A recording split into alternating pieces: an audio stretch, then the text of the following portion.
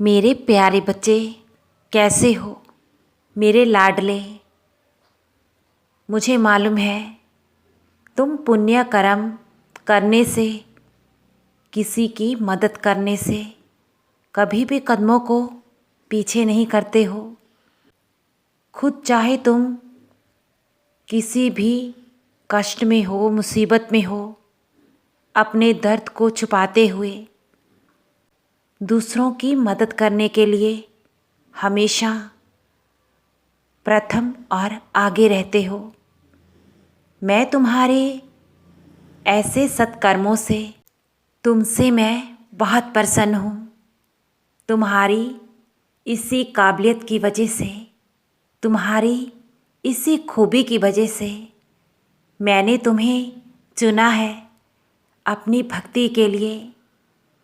तुम्हारे जीवन में मेरे होते कष्ट और संकट कैसे रह सकते हैं। तुम्हारा रुका हुआ कार्य अब सफलतापूर्वक संपन्न होगा, जिसके लिए तुम मुझसे रोज मन्नत करते हो, मुझसे दुआएं करते हो, मुझसे प्रार्थना करते हो। तुम्हारी प्रार्थना, तुम्हारी दुआएं व्यर्थ नहीं जाएगी। द्वारका माई से आज तक मेरा कोई भी बच्चा खाली हाथ नहीं लौटा है। तुम तो मेरे दुलारे बच्चे हो। तुम्हारी झोली मैं खुशियों से अवश्य ही भरूंगा। मेरे होते भविष्य को लेकर तुम निश्चिंत रहो। तुम्हारा भविष्य बेहतर और उज्जवल होगा। तुम्हारे शुभ और पुण्य कर्मों का तुम्हें फल अब बहुत जल्द मैं अवश्य दूंगा। नेकी और सच्चाई के मार्ग पर सदा ही इसी तरह चलना है और खूब आगे बढ़ना है। किसी के भी कहने से कभी अपने मार्ग को तुम मत बदलना और ना ही खुद को बदलना। तुम्हारे जीवन के सभी कष्टों का निवारण तुम्हारी साईं माँ ही करेगी। मुझ पर श्रद्धा बनाए रखो, धैर्य बनाए रखो।